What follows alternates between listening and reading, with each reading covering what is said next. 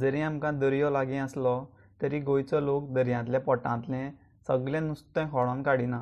आमी प्युअर वॅजय न्हय आनी नॉन वॅजय न्हय, आमी प्युअर इकॉलॉजिकल नॅचरल फूड आनी शुद्ध सिजनल फूड खातात।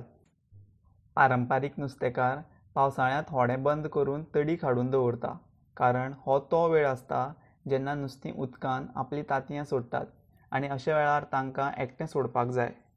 आनी श्रावण म्हयन्यान आमचे खातीर बेस्ट नॅचरल फूड तयार केलां तेंवूय आमी सोदलां।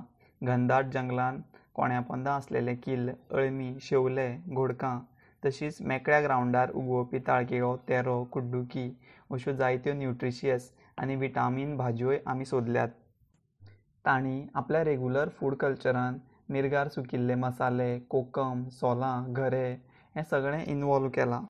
नारळी पौर्णिमेक दर्याक पुजून ताका नाल्ल अर्पण करपी आमी कोंकणी लोक क्रूरपणान तांच्या पोटांतलो मासो पूर्णपणान सोंपोवचे नात म्हणून आमी श्रावण पाळटात। कितल्याय म्हारग रेस्टॉरंटांत गेले म्हणून हें वायल्ड नॅचरल, टेस्टी आनी हेल्दी फूड तुमकां खावपाक मेळपाना, कारण हें खावपा खातीर फक्त पयसो आसून उपयोग ना।